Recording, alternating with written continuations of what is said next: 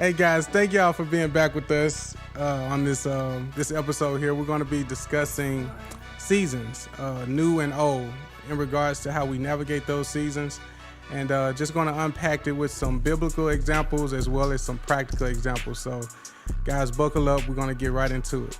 I'm facing Goliath, you made me a fighter.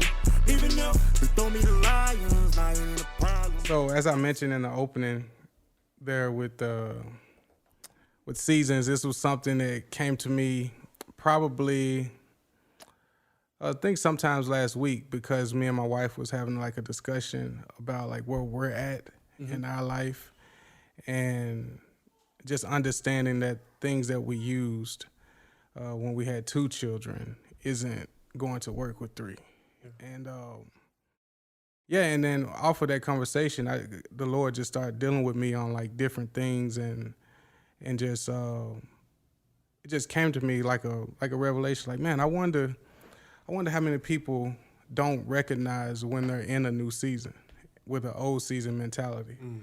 You know, and so for me, I was like, I want to talk about this. I want to dive in, and then we've shared a couple things about certain biblical stories that I want to pull from. But yeah, guys, if you're watching, man, I just want you guys to really pay attention to what we're going to be discussing. I know a lot of you may be listening or watching that are currently in a season that's confusing, that is maybe discouraging, a lot of frustration. So we're going to get into some like biblical examples of this, and then we're going to talk about some practical ways that we can apply the right stuff in new seasons. So I think the first scripture that, of course, that comes out is the children of Israel.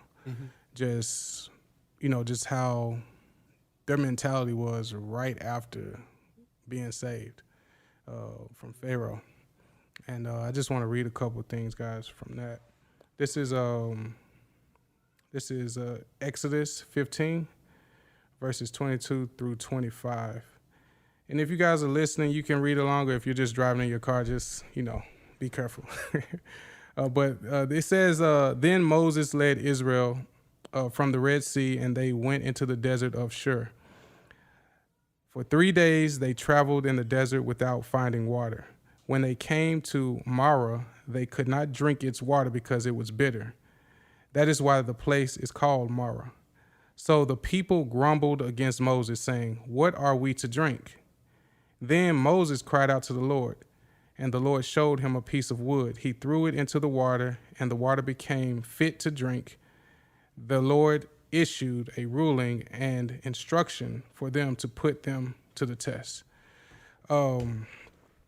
They were ungrateful right away. They were complaining right away, right out the gate. You see, like, bro, like this water ain't good. Like, what you got for us? And you got to remember, man, like that story. You can watch The Prince of Egypt. Anybody watching to understand like what they were doing. Just to give you just a basic understanding of the entire text, but these people were under Pharaoh's hand for years, and just living in the worst conditions, working in the worst type of conditions as well, and not understanding that they were a people chosen by God. And these people had a man named Moses that they had experienced both sides. He lived in the palace, he lived with royalty, but he also recognized his culture and where he come from, and knew that God, he didn't know that God was going to use him to free his people. Moses was actually afraid, to do that as well, but God equipped him, and he did what he had to do and got him out. And right away, people so ready, we get so entitled. You did all of this, well, everything should be working out. It should be smooth sailing from here. And I love how God tested them. I'm going to put y'all to the test, because y'all believed in me when I was opening up the sea, when I was bringing down fire to stop Pharaoh's pursuing you guys. But when it comes to like now, we're going into the desert, we're about to enter into the promised land, y'all thought it was going to happen right away. And it's like, no, it's a process. And you can tell just the bitterness and the uncomfortability with the people, unfamiliarity. When you step into a new season, they didn't even recognize it because they still got that old mindset of how they viewed themselves. They didn't see themselves as the chosen people of God. They just saw themselves as slaves and workers and just undeserving of anything of prosperity in that aspect. So that speaks a lot to me personally, and I know both of us are definitely in a season right now that we've been talking about on a couple episodes. But I think for me personally, just to share with the audience, I've just recognized that I've been having a old season mindset, and been wondering why I've been so frustrated. Things haven't been working, and it's humbling when you recognize that, and then you can still take it to the Lord and ask for forgiveness, but then ask for fresh revelation too on how to navigate it.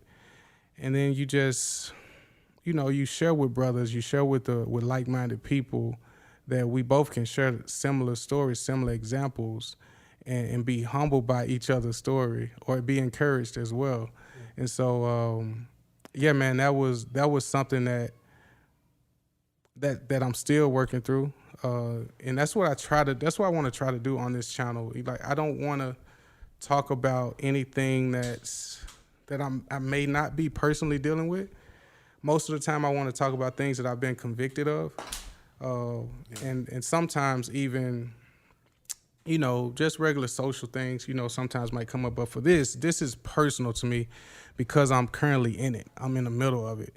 Yeah. And it's just something that I just feel like I need to be.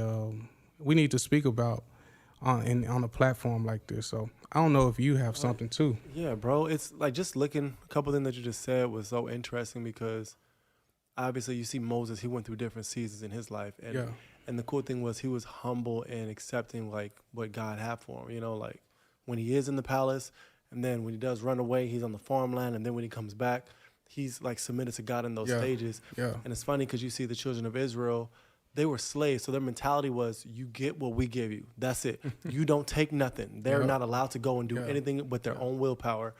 So they do that. God saves them by doing everything for them. He parts the Red Sea. The only thing they got to do is walk. He does all these plagues. So that's the season that God had them in it was almost like the final stage of being a slave. Like, I'm about to do the rest of the work for y'all, and then I need y'all to do some work. So then when they get to the desert, they're still expecting God to continue to do everything for them. But now it's time for them to go forth. And that, like you said, that mentality, it crippled them because it never clicked to where, okay, we got to go and we got to take it now. Like, we have the power. Yeah. And like you said, like, they're the children of God. Like, he is the chosen people. They're the chosen people.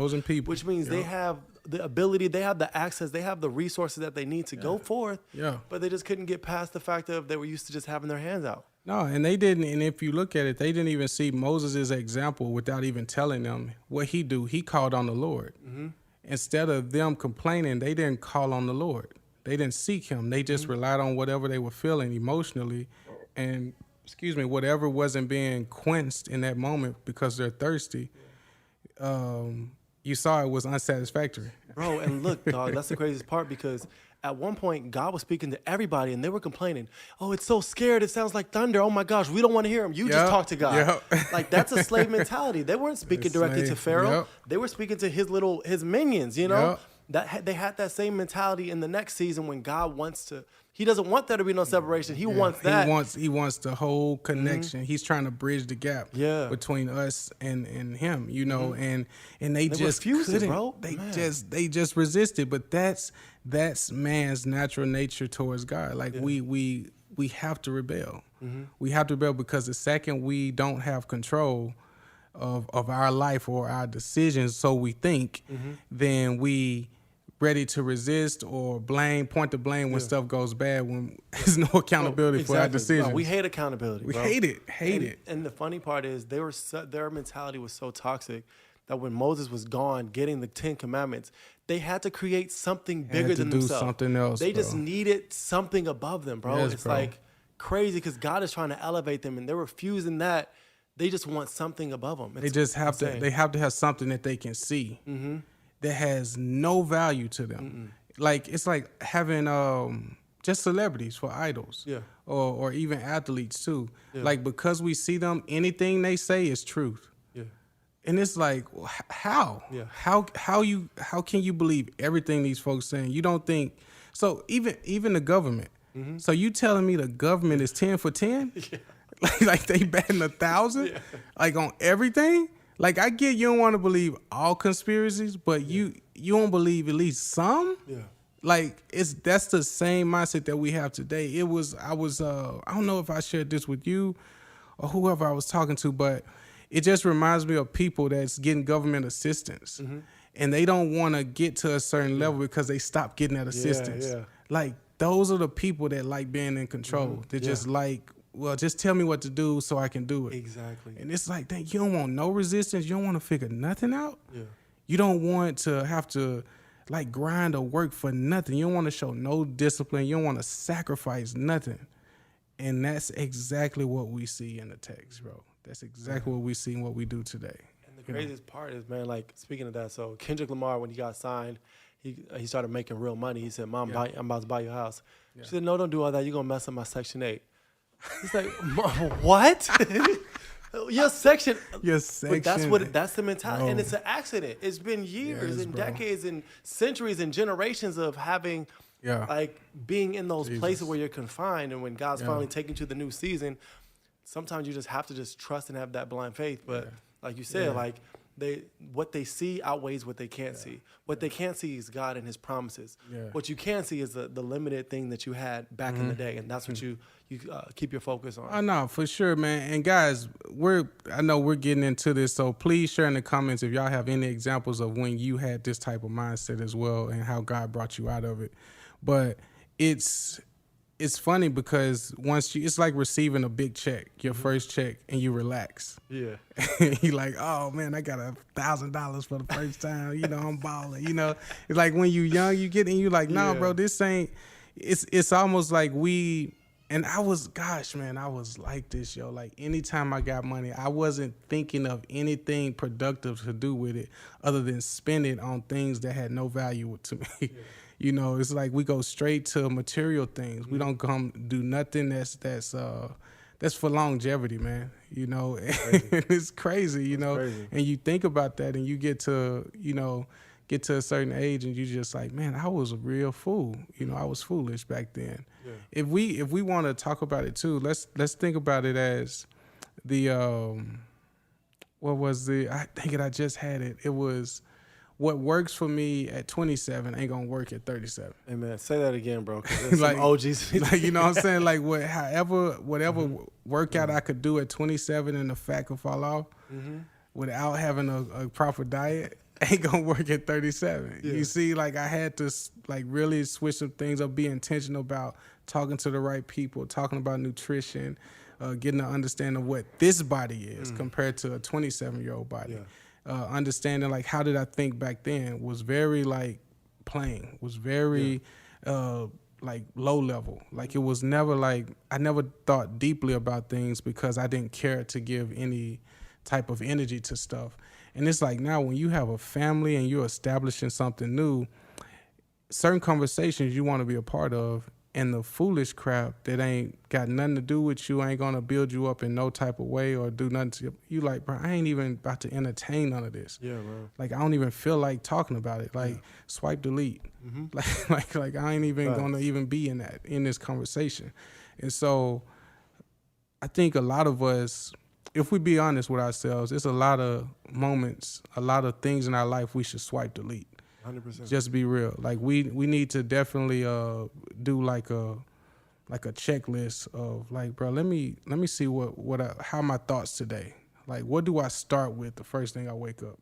Do I start with complaining, or do I start with how am I going to accomplish this type of mindset? It's like, but it's like easier said than done too. Just being honest, you know. But it is easy once you finally break through that mold. The one thing I actually was talking to this, I've been having a lot of conversations with my wife, and just especially what we had our conversation, just having like negative mentality and stuff like that. Sometimes we get comfort in the complaining. It's the weirdest thing. We become so comfortable being able to point finger at something else, and then if that takes root, then we can just blame them and it makes us feel better. But the truth is, if we really look deep inside of ourselves, we're the problem sometimes. As long as we just address it, we can actually make the correction to be better in the future. That's good. And then it does get easier, but it's in the moment, it's just easier just to blame somebody else. No, yeah, for sure. That's even in fights with our spouse sometimes. Like, Yeah. we don't want to be quick to admit that we wrong because we're so prideful too. You know, and it's like, well, I'm not about to be wrong and still be frustrated with not getting my way. You know, you know, it's like, nah, I'm gonna ride this out, and I'm gonna find a way to flip this back on her. And a lot of us don't humble ourselves to come back and try to like correct that. And what I'm learning too, bro, and I know you in this season too, is with my kids. You know, because Memphis is 5 and his freaking understanding is just growing like every day. His curiosity, the questions he asks, the kid is smart, man. And I'm learning how to respond to him, even talk to him on like his level, but still not leave the good stuff out, you know, because I still don't want to like bubblegum talk him as well. But at the same time, I'm trying to ease him into things that I was exposed to, you know, way early in his life, in my life, that he doesn't have to be exposed to. But I think biblically, like there's some scriptures, and it was in I think it's Philippians, that I wanted to read and get your thoughts on this too. This was Philippians 2:14. It says, do everything without grumbling and arguing. And, you know, grumbling refers to any like negative emotional response or something, you know, but both hinders obedience. Just being just a complainer and you always mumbling something, whether you say it out loud or how you carry it and how you act. People will see it on your face. You know, if you just always a bitter person, you just always got to say something negative, yo, like it's you, and there's power in your words. It's even power. It's so much power in it that you start acting things out and walking things out, not even knowing you done spoke these things so much internally. Like it's even how we think, bro. Like and a lot of people say, man, watch what you say. Yes, that too, but your mindset too, because your mindset can have you getting out of bed with the same negative energy and the same negative approach, and you're not even knowing how you interacting with your family, with your friends, with your coworkers, and it just gets to a point to where when somebody try to call you out on it, now you get mad. It's like, bruh, you've been like this forever. Like, no, I'm not. So you gonna tell the person that you just cursed out that you ain't always like this. You gonna tell your wife that you've been talking to, that you post pictures with, and you make y'all look like y'all got the happiest marriage, that you, as soon as y'all done, you talk crazy to in front of the kids, in front of everybody, and she call you out on it in front of somebody. Now you tight.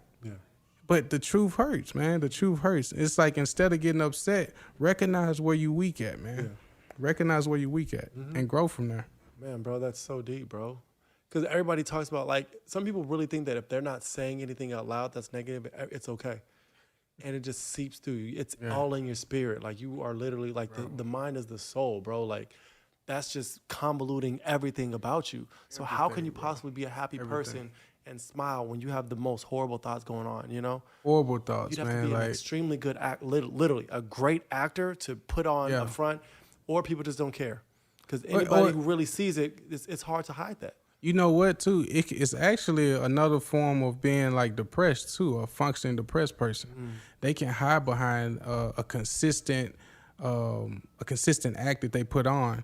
Like, it's almost like a person putting on a Sunday face, like they always like, hey, praise God, brother. God is good. Like, he's like, bro, like, every time I talk to you, like, you got to come like this. You ain't never going to be real if I ask you, like, what's up, what's going on? Like, how you been? Like, nah, everything good, man. God has been, you know, this is just like, okay. Like, but sometimes people don't want to share with everybody. But then when you can observe people and see, like, yo, this man is kind of like that, like, I don't trust that. Or this woman, like, I don't trust the whole, like, it just seems like you just constantly putting on the front. But you can fool an immature person. You can fool a person that's not spiritually mature to recognize the the mechanism, the coping mechanism that you're using to mask whatever it is you're really dealing with. Because and it happens a lot with people that serve though. Yeah. It happens a lot with people that may be having like high platforms. They hide behind their talent. They can hide behind the giftings and the position that they're in. Yeah. So therefore, they don't really expose a lot of what they're truly dealing with behind the scene because they have to maintain this type of aura that they have amongst people within society, and that's dangerous too. Yeah. That's very dangerous.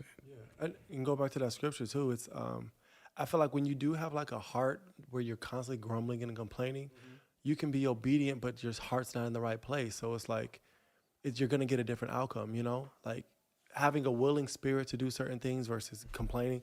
For example, you want to be with your wife, right? Let's say you want to be intimate with your wife.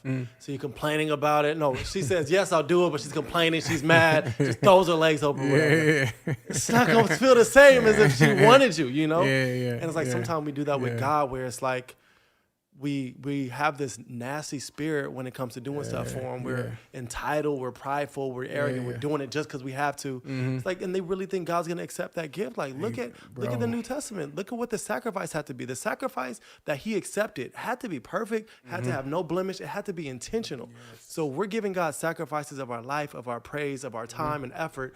And it's just a half-hearted sacrifice. He's not gonna accept that. Nah, bro. Look at Cain and Abel. That's good. That's good. Hey, you just said something that's like rock solid, bro. Like, we love to complain about how God is blessing us or like how God is delivering on a prayer because it doesn't look like how we want it to look. So we do it bitterly. We get frustrated bitterly. And it's like we spend so much time complaining because we're so against his will, what his will is for us. We you don't waste all this time complaining when you should have been being obedient. Yeah. You should have been surrendering this stuff. And like however God wanted to look, it's going to be better than what you wanted, how you wanted it to look, because he's going to also put some peace on top of that too. And he's going to give you so much favor in your life. Like whatever it is that you've been frustrated with, how he is guiding you through this season, like he just gonna continue to press you forward if you're in the right posture though. You can't be bitterly and constantly going against the wind, going against the wave or the direction that he's trying to push you. It's like having a toddler. You're trying to tell them to go this way, but they keep diverting and making out like, no man, just go right here. I just want you to go right here. But we can't even do that. Bro, and the crazy part about what you're saying is crazy, the complaints is because you're finding fault in God's will, basically.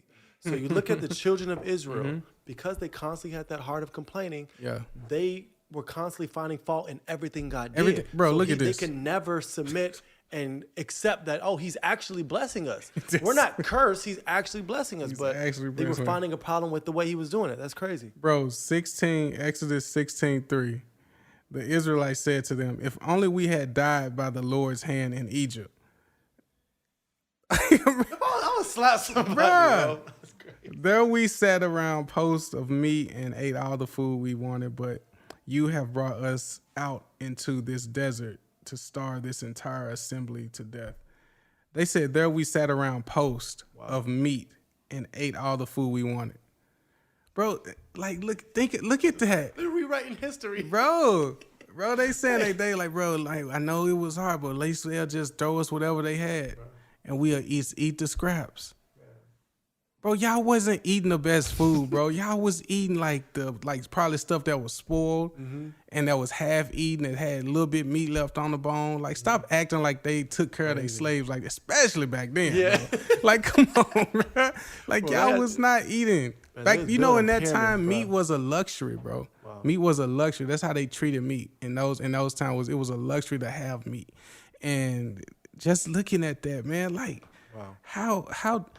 how would I look about complaining about my life now? Like, I've been in Arizona 12 years, and I could be frustrated about so many things, when God is like, why you still thinking about that? Like, I should be able to look back and see his hand in my life over me looking back and wishing I was still in a certain position or still doing the same thing, and that's something that we're all like, I say we probably still do to a certain extent in our lives, but we shouldn't like allow that to bring confusion, because the enemy will use it. He will use your past and whatever quote unquote good times you were having in your past.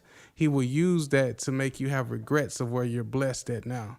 Yeah. And we got to be careful with that, bro. We got to be careful. Man, that's so good, man, for real. Like, you become so delusional. Like, man, if I did, like, I was telling Dan, like, because we were, just having, like, a bunch of these conversations. She's like, and I'm like, in the back of my mind, I get these thoughts of, man, if I didn't have kids or blah, blah, blah, I'd be this rap star. I'm like, bro, no, you wouldn't, Luke. There's no scenario in life where you're not in outside of Reno. Like, there's no, like, I can be delusional and act like I just know what I know now back then, but I didn't know what I know now back then. So, yeah. No, I was going to be just single by myself, like, in Reno. Like, yeah, you would have been a bomb, bro. You would have been a bomb, excuse me, bro. I'm like, I was listening to my music the other, I'm like, over I really thought this music was going to take me to, going to the Grammys with this. Like, yo, just bro. Completely delusional and with those. And we could be transparent, bro. Like, a lot of people have had those moments, especially we're in the little kid stage, where you can find any reason to be frustrated in this stage, bro, because it does take away, because you try not to, but most of your identity isn't that, because that's where we have to divert a lot of our time to, and you realize that you have less time for whatever passions you have. And you have less time to execute on any other. Maybe you and your spouse like to go out a lot. Y'all had y'all thing before y'all had kids, and that's kind of gotten stagnant or non-existent. And so where your bitterness falls to is the last people you should be bitter about. You should not be bitter towards your seed. You know, like that they're so innocent, they're so pure. They're gonna love you past where you at. They don't even care how bad your day was, because they gonna continue to see you the same. They're gonna continue to know that daddy or mommy gonna be the same. And I remember saying something. I think I said it to Adam. It was a while ago. I was like, man, me and Erica envy the get up and just go. like we envy it, and it's like we were trying to say it in a way like, bro, I don't not love my kids. I love my kids. Like, I love my kids, but I just, like, we're like family. Like, so I know, like, we know we could share that with them, and it's like, bro, like, they can just go do this, go do that. And I'm like, yo, I be feeling like going to do stuff, but it ain't that simple no more. And then when you try to call a babysitter, I'm selective about having folks watch my boys, but that's part of the game, bro. That's part of the season we in, and it's really all good, man. Like, it's really all good. Go ahead. The part that we read in Philippians about do everything without grumbling and arguing. Why was this important? So in 15 through 18, he said, it's so that you may be blameless and pure, children of God who are faultless in a crooked and perverted generation, among whom you shine like stars in the world. That's crazy. Bruh. Then it goes down. It says, by holding firm to the word of life. So in a crooked and perverted generation, we can easily attach that to today, like we mentioned earlier, in regards to just the government assistance mindset and how people just refuse to want to do better. Like, no, man, I know I'm capable of getting more than they could give me. So why would I stay stagnant why would I suppress my intellect? Why would I suppress, the relationships or the networking ability that I could do right now with friends or family or even people that I just know that I've worked with and that want to. Sometimes, have you ever had a person that want to like do something for you and you shut it down like, no, kind of like how you came to me, like, Adrian, and I was trying to like stop it. You was like, bruh, you got to let people bless you sometimes. Like, because if they believe in you, they want to help you out.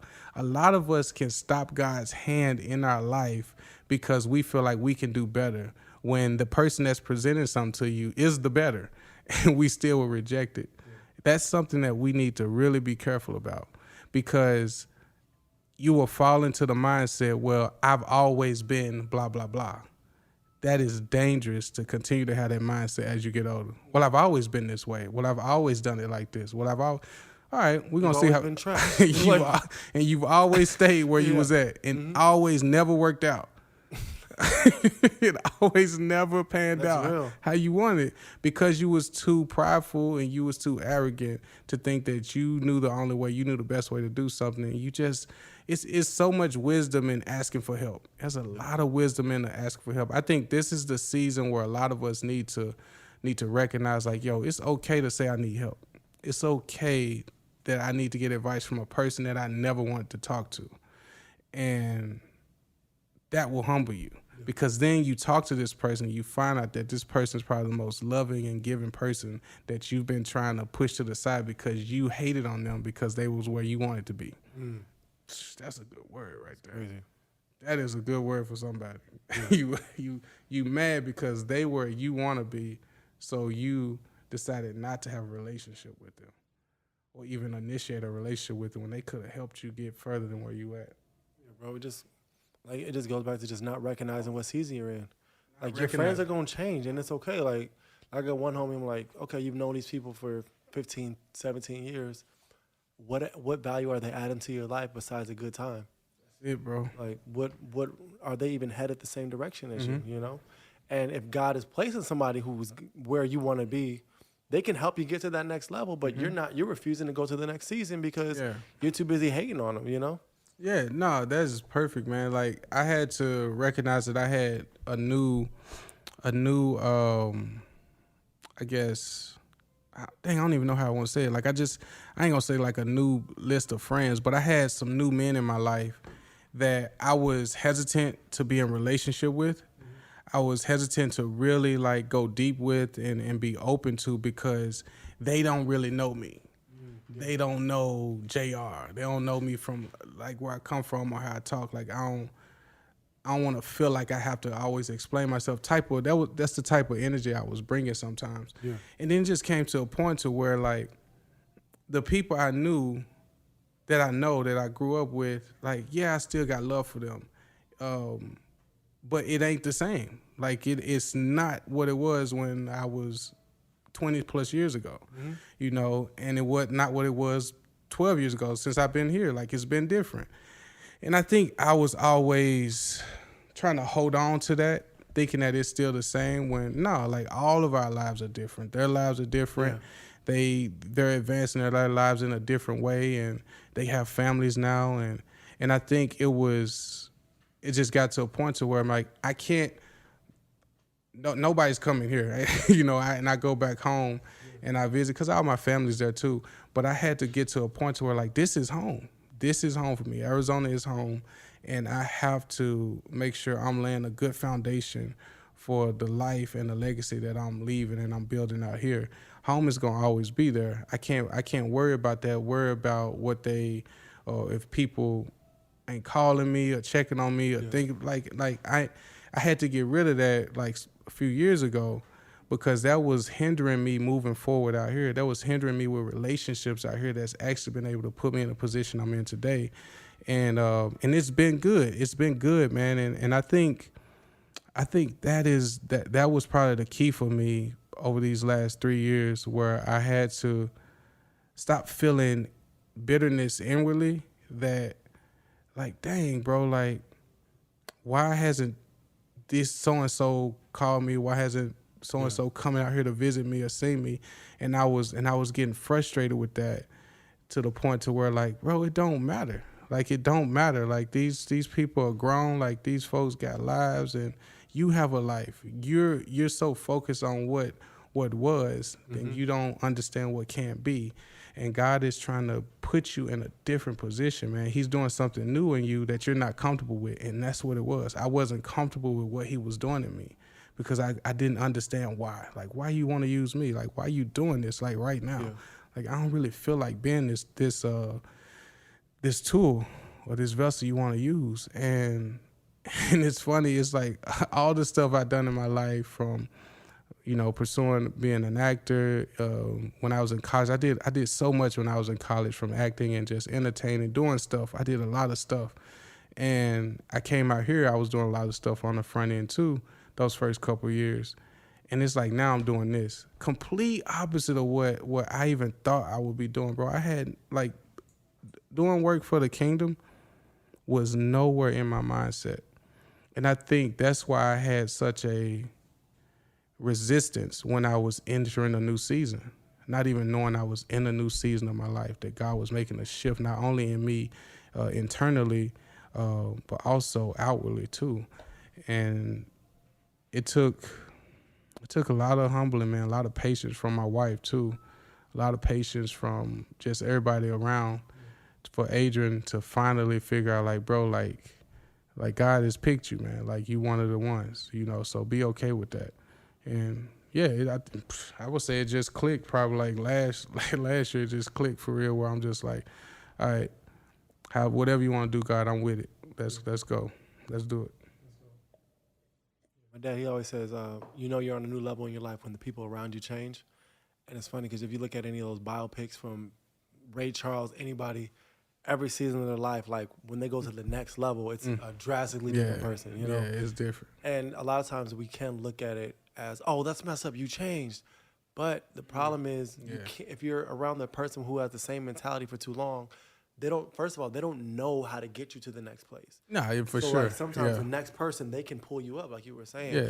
And a lot of times too, it's like they can hold you back. Like we see the children of Israel, there's a whole generation of people holding each other back. Whole generation. The only person who was ready to go was like Moses and two other people, Everybody was being held back, therefore nobody could actually make it to get to the next place. Well, you was talking to people on the same level too. Exactly. And you trying to talk to somebody that ain't never had no money about getting money. Yeah. That's kind of like what I can equate it to. Exactly. And for me, I think what it was is that, like, I had to recognize that, like, yo, if I'm going to do some different stuff, I'm going to get to the next level, then I can't talk to these folks about money, the type of money I want to make. I can't talk to these folks about marriage.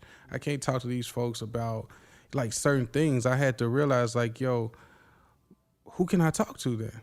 And then that's when you realize when people get removed, God, he ain't leaving you hanging. Yeah. Like, he's bringing folks in, and then as you talking and you getting in conversations, like, oh, dang it, I need to talk to you then. Like, you the person I need to talk to. Yeah. And they got like a well of information. They could just give you an encouragement based on where you at in your life. And as you continue to progress, they help you grow in a lot of areas. And that's what I've been the most grateful for, especially with my marriage. And it's something that even in moments where we was in grief, whether we was in in turmoil, whatever it was, like, we always had a married couple that was over us, that we was comfortable with going to. And what we try to teach people when we're doing a lot of our marriage ministry is that you need to have somebody over you. You need to always have relationships with people right here, and you need to be bringing somebody along. And if you're not doing that means you just out here doing marriage by yourself. And so what that does is that just leave you exposed to the enemy.